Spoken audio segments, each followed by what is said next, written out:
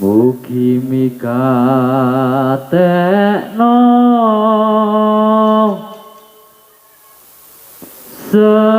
seni niki nyoto saking desa estu kula paring ukara ngaturake saking katang muda ingsun niwiti seni kula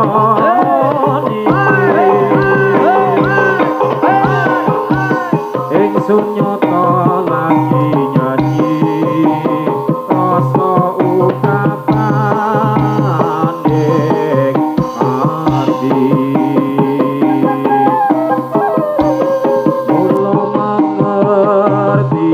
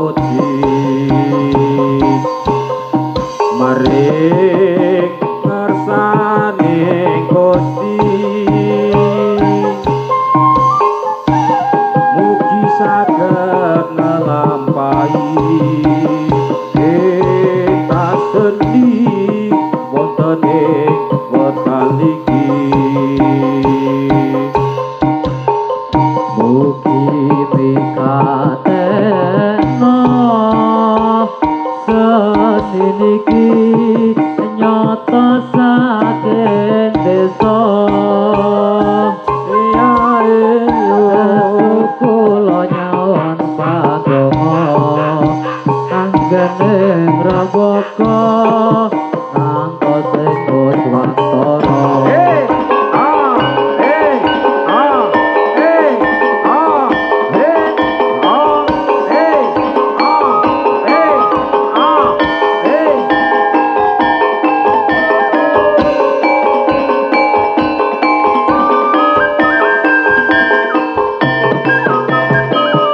Atur sugeng dumateng kang samya dateng amirsani patan kula wujud demang melang-melang ampun ngantos samya jingkleng makin mundhak Atur pirsa dumateng para pamirsa ageng alit kakung putri sepuh putra sedaya yen wonten lepat kawula nyuwun gunging pangasaka. Kula niki lare asli putri rimba dereng saged tata lan utana negara sanyata sagedipun lunga sapa upados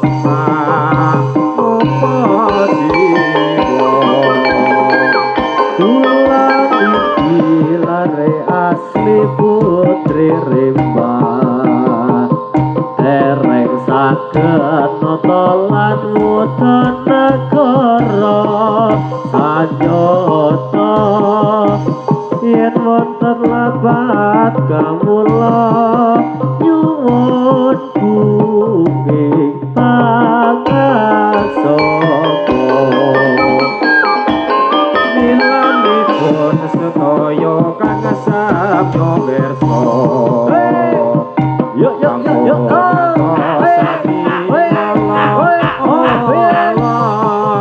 mring kawula najan kula rupa nanging tasih ponconira sampun tetapang tapos satur kawula mugi samya sekecakna lenggaira sedaya yen wonten apa kawula nyuwun gunging pangarsaka.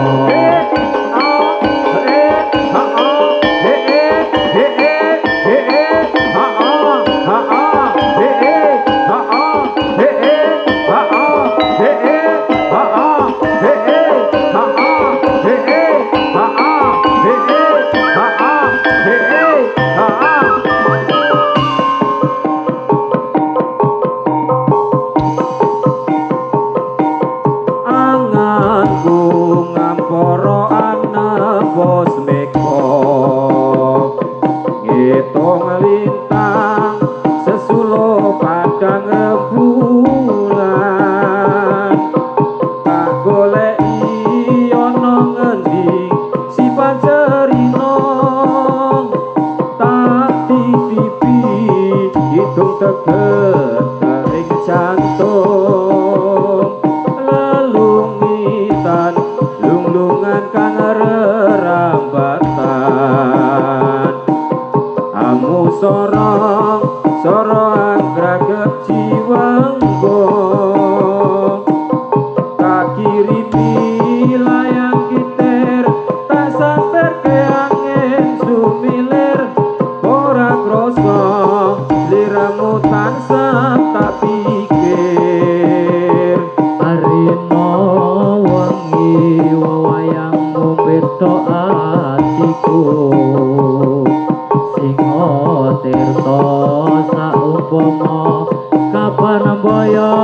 aku bisa ngekang lintang rengko entaing rembulan. Aku samar kuatir lan nemu tak cabang sekar mekaring orok-orok kang jengkar ngelakang tanpa upama tunggu tumetes sing tirta kanggo nelesi luka-luka ketiga rino wengi wewayangmu beta atiku singa tirta saumpama kapan kaya aku bisa gegem lintang rengko entaing rembulan. Aku samar kuatir lan mutap cabang sekar mekara ing ngoro-oro kang jengkar ngelakang tanpa upama tunggu tumetes sing tirta kanggo nelesi luka-luka ketiga.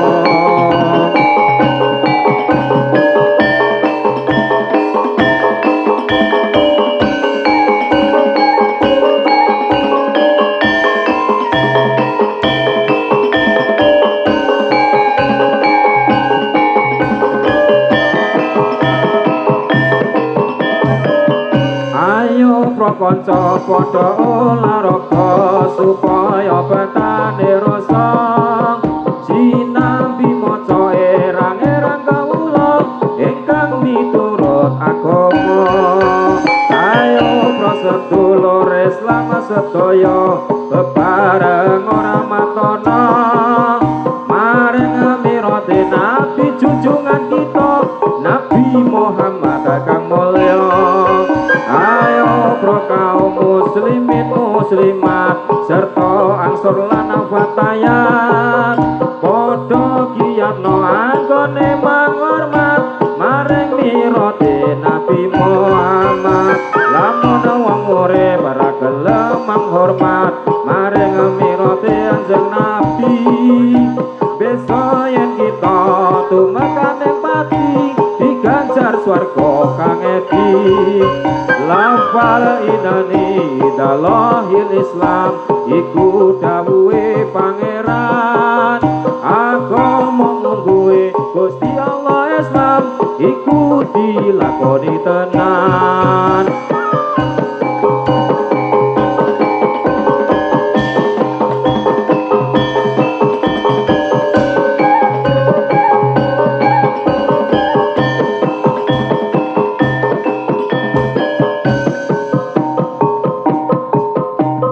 Wanatya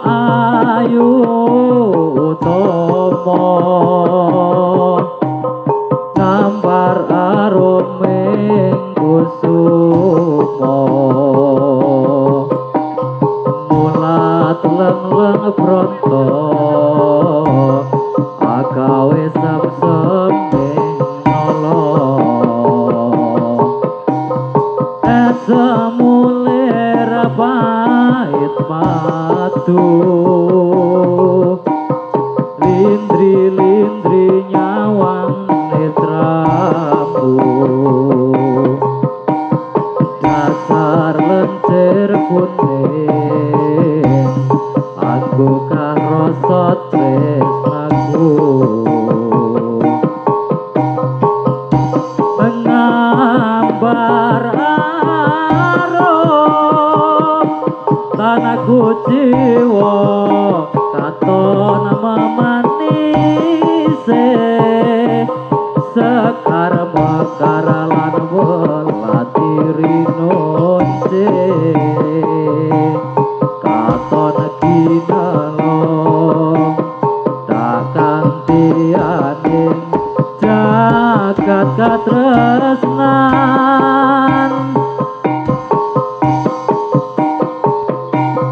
tiada yang lebih indah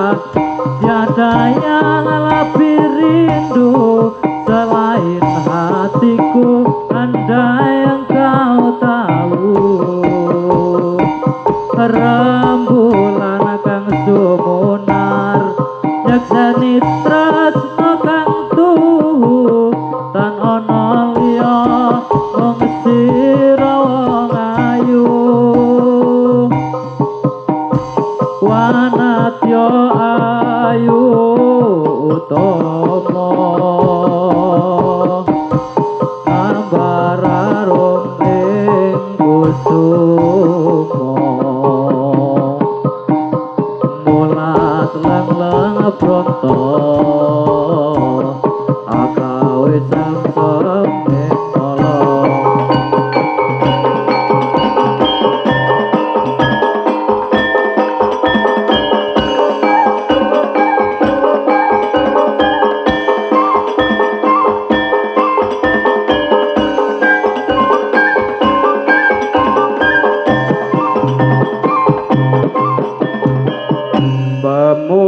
Pemuda-pemudi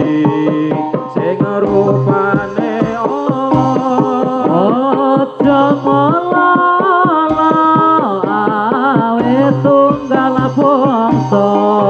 perayaan ini yang besar sekali untuk meringati hari malam ini. ayo para kanca padha suka-suka Supaya gembira kang dadi pemuda ini yang besar sekali untuk meringati di bulan Rajab ini. ayo para kanca padha suka-suka Supaya gembira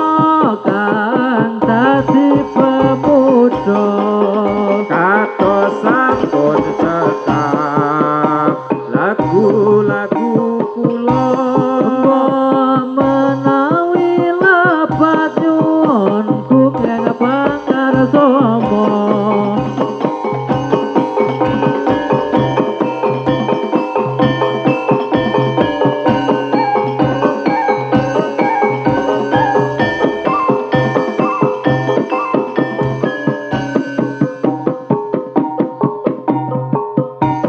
kepranan jroning atiku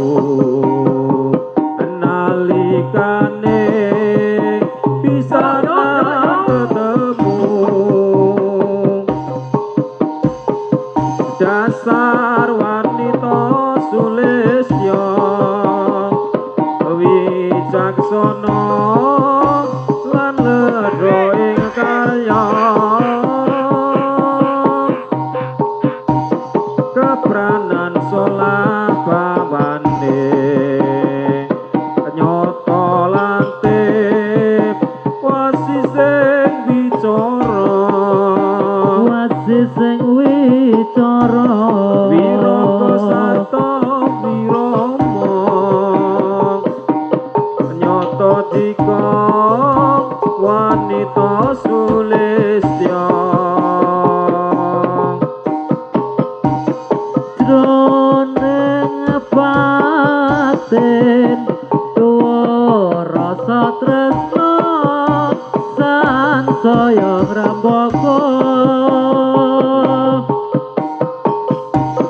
rina kelawan wengi wong ayu tak impi-impi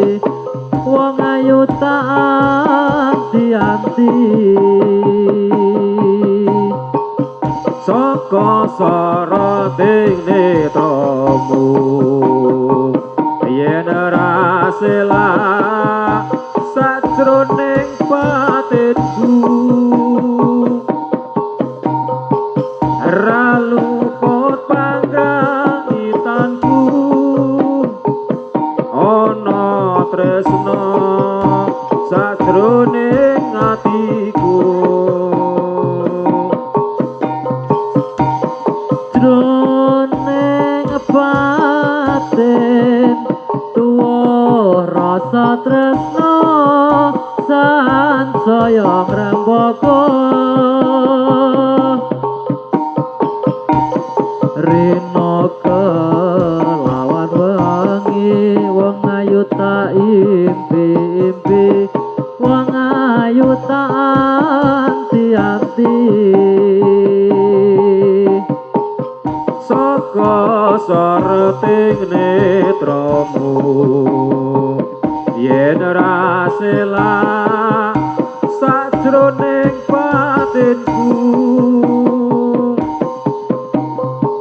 ra luput panggraitanmu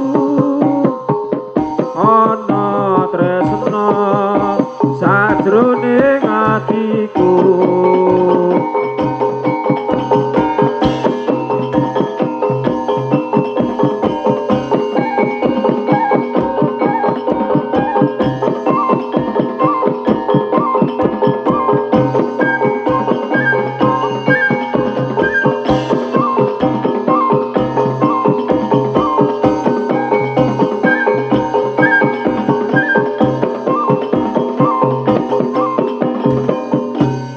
pada bulan Rajab bulan yang besar sekali pada bulan Rajab bulan yang besar sekali itu kewajiban umat Islam peringati karena waktu itu jatuh Mi'raj Kanjeng Nabi karena waktu itu jatuh Mi'raj Kanjeng Nabi Muhammadku Nabi wa alihi wa sahbihi pada mari kita bersama diperingati pada mari kita bersama diperingati oleh kaum Islam pemuda dengan pemudi jika tidak hormat akan dapat godok besi jika tidak hormat akan dapat godok besi tetapi yang hormat diberi amal yang suci besok yen wis mati dicemplungke ana ing geni besok yen wis mati dicemplungke ana ing geni kang aran neraka salawase ora mati kados sampun cekap kang kados atur kawula kados sampun cekap kang kados atur kawula do menawi lepat nyuwun bumi pangarsama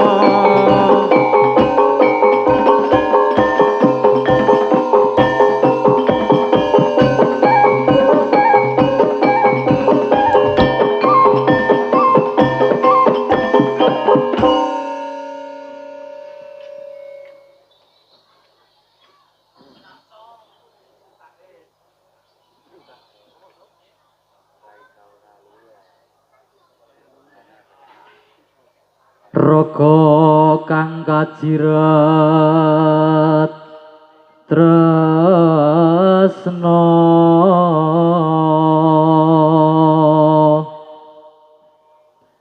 tinali tali ing jiwa kekandrung parasmu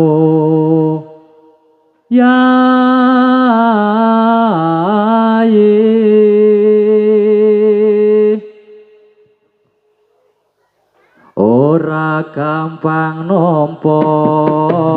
lelakon iki aku wis nyoba ikhlas nanging abot tak lakoni nampa kasunyataning tresna kowe sumbanding wong liya ngapuranen aku yen ninggal kesliramu nanging atiku wis dudu tuwemu Gusti tansah krungu apa panyuwunanmu muga kowe enggal entuk hatiku ati durung lila kowe nyandeng wong liya apa iki kasunyatan sing tak tampa pasane kembang mekar ana ing ati nanging kudu aku sing duweni wis cukup lalekno timbang atimu lara merga rasa tresno ra bisa dipeksa atiku percaya yen kowe mesti bisa nglilake aku sumanding wong liya ora gampang nampa lelakon iki aku wis nyoba ikhlas nanging apa tak lakoni nampa kasunyatane tresno kowe sumandeng wong liya